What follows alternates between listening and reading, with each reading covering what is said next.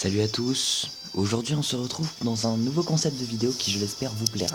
D'ailleurs si ce concept vous plaît, vous pouvez d'ores et déjà mettre un commentaire pour me l'indiquer. Dans ce genre de vidéo on va parler de l'histoire d'un joueur Inazuma Eleven, et le joueur sélectionné pour ouvrir cette série est Tescat. Tescat est un attaquant d'éléments bois. Donc là on passe directement à la fiche du joueur, excusez-moi. Tescat est un attaquant d'éléments bois. Il a pu être aperçu pour la première fois lors du film Inazuma Eleven Go Griffon, les liens ultimes, où il est capitaine de l'équipe Ombre Ancestrale. Et dans la série Inazuma Eleven Go Chrono Stones, il a aussi pu être aperçu durant l'épisode 8, où il va aider l'équipe Raymond à utiliser les armures d'esprit guerrier, afin de vaincre le protocole Omega. Dernière information importante, Tescat possède un esprit guerrier de type bois, et c'est un esprit guerrier Tyr, fléau obscur, seigneur des ténèbres. On passe maintenant à la partie histoire, et je vais même y ajouter une petite théorie de ma composition. C'est parti. Tescat est un footballeur froid et relativement inexpressif. Il vit sur l'île du Sanctuaire. Une île où lui et son équipe, donc Ombre Ancestrale, se sentent en harmonie avec la nature. L'histoire de ce joueur est relativement bouleversante. C'est probablement une des histoires les plus tristes de l'univers Inazuma Eleven. En effet, dans le film Inazuma Eleven Go Griffon, les liens ultimes, Tescat raconte son histoire à la troisième personne, tant pour moi, troisième personne. On apprend dans ces récits qu'à l'époque, lorsque le sanctuaire était habité, des matchs de football eurent lieu. L'équipe perdante devait sacrifier une jeune fille. Tescat nous dit qu'il avait arrangé un des matchs auprès de l'arbitre, afin de s'assurer de ne pas perdre sa petite sœur. Malheureusement, lorsque la supercherie fut révélée au grand jour, la sœur de Tescat fut exécutée sur le champ, au plus grand malheur de sa famille et donc de son grand frère.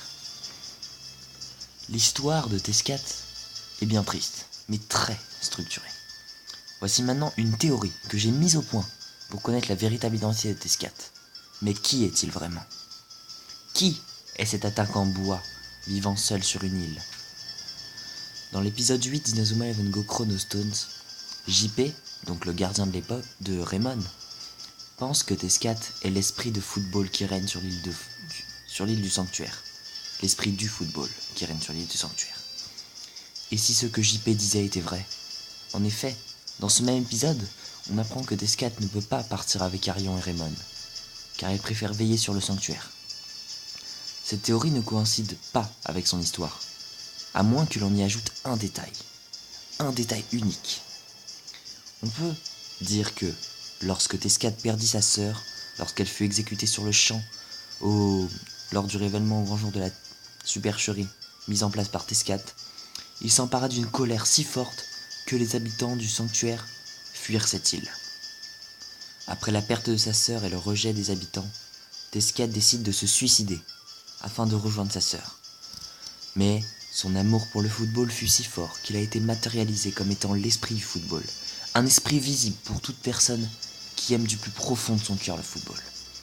Si l'on suit cette théorie, saugrenue, on en conclut donc que Tescat n'appartient pas à la même époque qu'Arion et ses amis. Il vient d'une époque bien plus lointaine.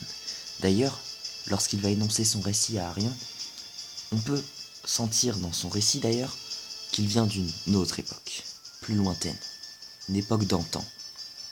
Dans Inazuma Eleven Go Chrono Stones, lorsque l'on recrute Tescat, il ne peut pas faire appel à l'armure d'esprit guerrier. Étonnant pour une personne qui a aidé Arion et Victor à l'utiliser, mais moins étonnant quand on sait et quand on pense du moins que c'est le grand esprit du football. Non, le grand esprit du football qui règne sur le sanctuaire.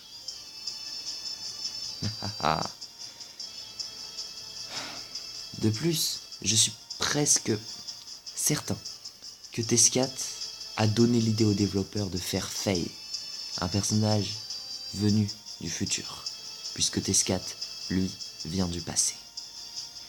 Et voilà, vous en savez beaucoup plus sur Tescat, l'attaquant mythique du sanctuaire. Pour la prochaine vidéo de cette série, qui voulez-vous voir? À vous de me le dire dans les commentaires. Enfin, si cette vidéo vous a plu, vous pouvez vous abonner et même liker. À une prochaine fois les amis, c'était World of Inazuma.